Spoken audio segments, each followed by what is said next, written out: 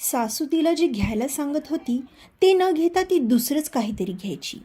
सासूला आधी थोडं विचित्र वाटलं, पण नंतर तिने विचार केला की बहुतेक नवीन घरात नवीन लोकत असल्यामुळे ती घाबरत असेल.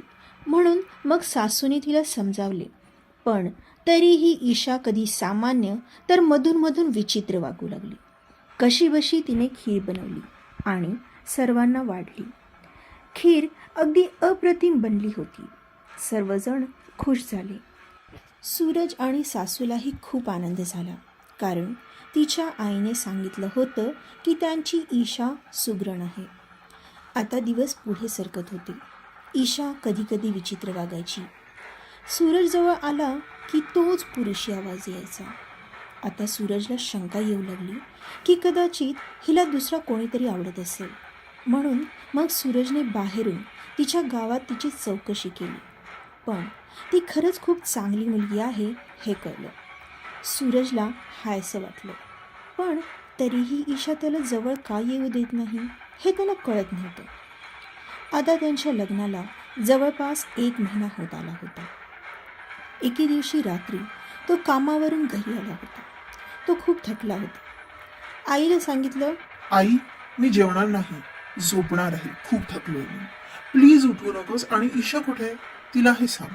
म्हणून लगेच पळत वरती गेला. आई सांगत होती ईशाबद्दल, पण तो थांबलाच नाही.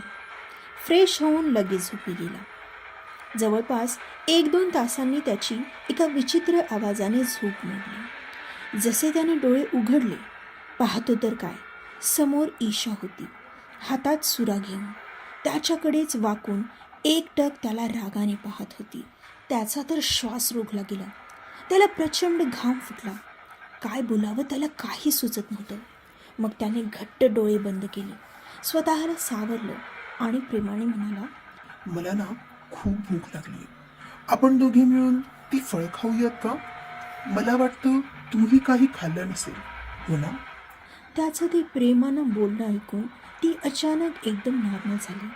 हसत म्हणाली, अहो, तुम्ही बरोबर बोलताय. तुम्ही आला होता तेव्हा मी गॅलरीत होते, तुमचीच वाट बघत होते. पण जेव्हा आत आले तर तुम्ही झोपला होतात, म्हणून तुम्हाला उठवायला आले होते. म्हटलं आता उशीर झालाय तर तुम्हाला फळं तर कापून द्यावीत. मग फळं कापली आणि तुम्हाला उठवायला आले. बरं झालं तुम्ही उठलात. मीही जेवले नाही. खूप भूक लागली आहे मला. चला आपण फळं खाऊयात. सूरजला तर काहीच कळत नव्हतं, पण चेहऱ्यावर खोटं हसू आणत तोही तिच्यासोबत मिळून फळे खाऊ लागला. थोड्याच वेळात तिला झोप लागली, पण आता मात्र त्याची झोप उडाली होती. त्यानं ठरवलं की आता बस. तो आता हे सगळं त्याच्या आईबाबांच्या कानावर घालेल. दुसऱ्या दिवशी सूरजने हे सर्व आपल्या आईबाबांना सांगितलं. त्याचं ऐकून आईबाबाही चिंता करू लागले. त्यांनी तातडीने तिच्या आईवडिलांना फोन करून बोलावून घेतलं. त्यांचं बोलणं ऐकून ईशाच्या आईला वाटलं की सूरज आपल्या मुलीला घटस्फोट देईल. म्हणून घाबरून तिच्या आईने सूरजच्या घरच्यांना तिला काही दिवस ईशासोबत राहण्याची विनंती केली. पण ईशाच्या आईच्या तोंडूनही तोच पुरुषाचा आवाज येऊ लागला. हा सर्व प्रकार पाहून सूरजच्या नातलगांपैकी एकाने एका तांत्रिकाला बोलावून घेतलं. त्याने सांगितलं की ईशाला वयाच्या 12व्या वर्षापासून एक जिन लागला आहे. तो तिच्यावर प्रेम करतो.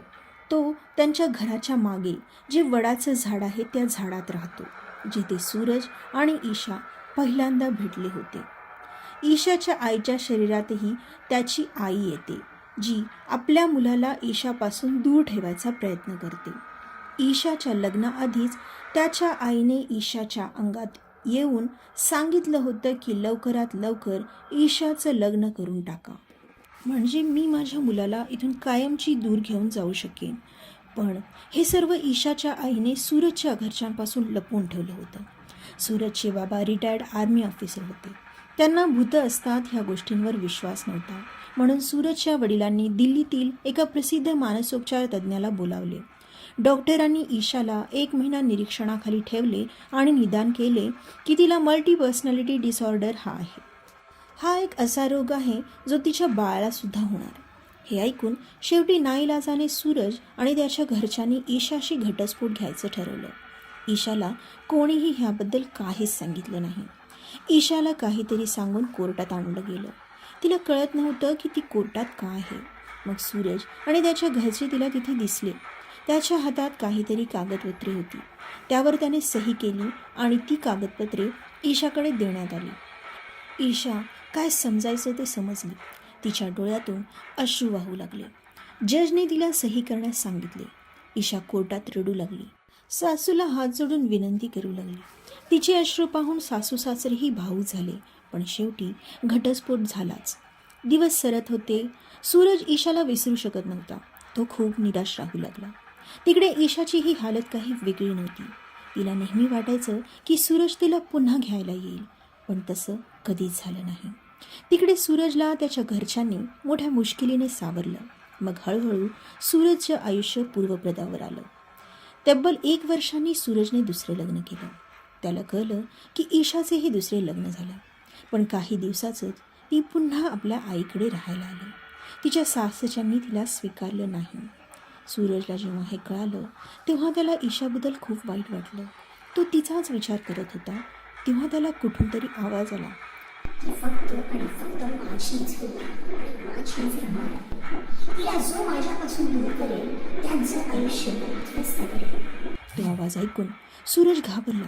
त्याला कळून चुकलं होतं की ह्यात ईशाची काही चूक नाही आणि ईशाला कोणताही रोग नाही. ती खरंच खूप इनोसंट होती. नकळत सूरजच्या डोळ्यातून अश्रू वाहू लागले. काही गोष्टी आपल्या आकलनाच्या पलीकडच्या असतात.